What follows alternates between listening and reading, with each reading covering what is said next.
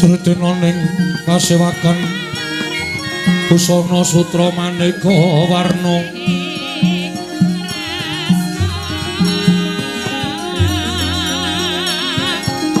Koko Prabu saestu adamel kaget sotaning manahipun ingkang rayi ngamarta krana rawuh paduka ingkang sengkan-sengkan datanpa pepoyan duka Koko Prabu jimat semban kula upamiya walit utusan gandhek sakembaran atur nawala agengipun utusan Nayaka ing Dwarawati bilih lenggan menika paduka badhe kepareng tedhak wonten ing praja Ngamarta handadosaken kaget arosing manahipun ingkang ngraka ing Dwarawati duwi sawetawis wonten ing paningaling batos gumana wewayanganipun kadang-kadang kula para Pandhawa miwah negari Ngamarta kadhi kasaputing pedhut peteng ingkang boten saged dipun miyak dening menapa kemawon wekasan daya-daya ingkang ngraka tumuli sowan dhateng negara Ngamarta ingkang wigatos namung badhe nanjihaken dhateng paduka Yayi Prabu Ngamarta wonten lampan menapa negari Ngamarta dene sasmita ingkang kula tampi mekaten kasunyatanipun Yayi Darmakusuma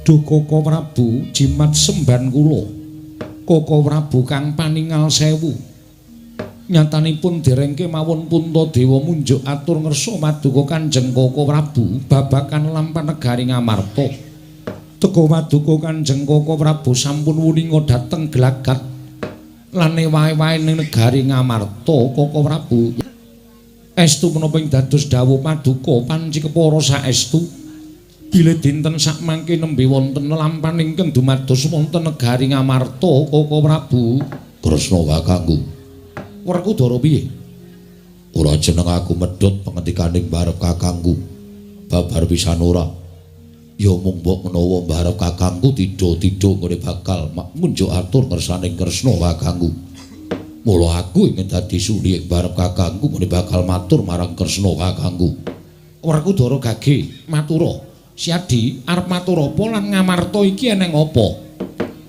Watara wis ana sak candra kelungguhan iki negara Ngamarta kaya nampa welaking Jawata negara Ngamarta kaya nampa pagebluk Yayi Prabu wonten timbalan kula aturi ngemot-emot tuwin kula aturi mangsuli dhateng lampan ing sampun kelampah saderengipun negari Ngamarta menika ketaman pagebluk saderengipun negari Ngamarta menika nampi welaking Jawata menapa wonten lampan ingkang elok-elok ingkang dumadi wonten negari Ngamarta Inggih, Werkudara. Nggih. Piye Dimas pandanganing Koko Prabu kaya mengkono? Ora susah dadak walang ati. Aja tidha-tidha nang aturke. Aturna marang Kresna kakangku. Malah babar pisan lakon disandang dening para Pandhawa supaya Kresna kakangku bisa ngentheng-enthengi lelakoning para Pandhawa. Koko Prabu mugi andadosna ing kawuningan.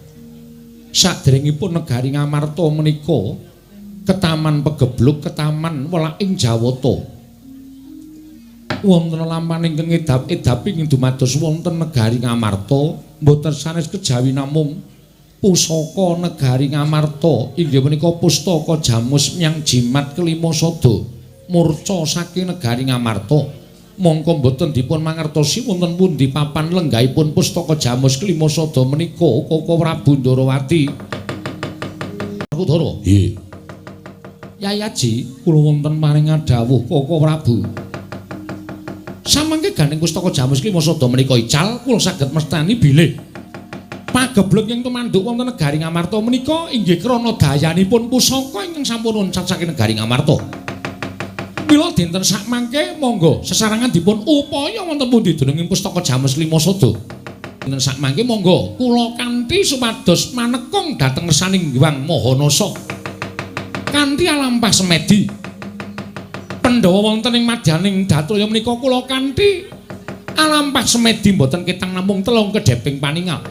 Manteng pangestinipun nyuwun dhateng panguwasaning Dat Kamurweng Dat supados narbuka pepadang wonten pundi durungipun pustaka Jamus Myang Jimat lima sada menawi tetila mekaten kula namung ndederek kersa maduka Kanjeng Koko Prabu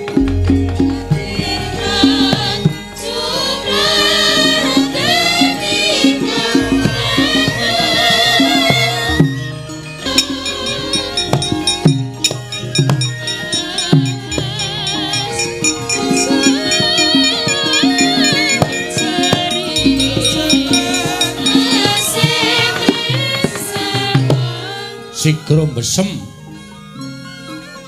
dupa sanata ing Amarta bal kukus sundul ngawiyat angebaki jroning kedhaton negari Ngamarta. Sangya para Pandhawa nata Ngamarta, Raden Werkudara, Raden Arjuna miwah nata ing Ndarawati. Sami sesarengan sedakep salutu juga nutupi baban hawa sanga. Ngeningaken cipta tanan ing pinandeng amung kejawi panguwasaning dat kang murwing dat. Werkudara, nggih. Arjuna kula wonten paring adhawuh. Yayaji, kula wonten timbalan. Menapa ing sampun kula aturaken menika nyata dipun tampi dening panguwasaning dat kang murwing dat ketitik. Nadyan Yayaji tuwin kadang kula panenggak menapa dene kadang kula panengah dereng nampi sasmitaning dewa.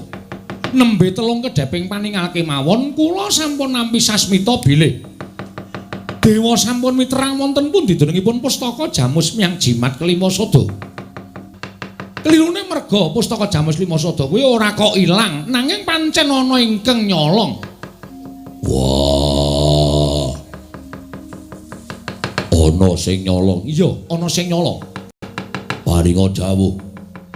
Yen pancen pustaka Jamus lima sada eneng sing nyolong sapa? Yen ratu ngendi? Yen brahmana ngendi pertapane? Bakal lak jaluk yen ditiku kuwi mesti bakal tak gawe sungsang bawana balik negaraning ratu mau. Werkudara, nggih. Aku tak takon karo kowe, upama kowe kuwi bisa nyekel malinge sing nyolong pustaka Jamus lima sada, maling mau tok kapake? Gumantung tegese diajuk keneng perdata adil Ngamarta apa manut hukume Werkudara. Werkudara, hawa. Rungokno. Sing nyolong pustaka Jamus lima sada mau sabdaning dewa tak tampa dudu wong kana-kana nanging isih putramu dhewe ya kuwi Abimanyu ing Tanjung Anom.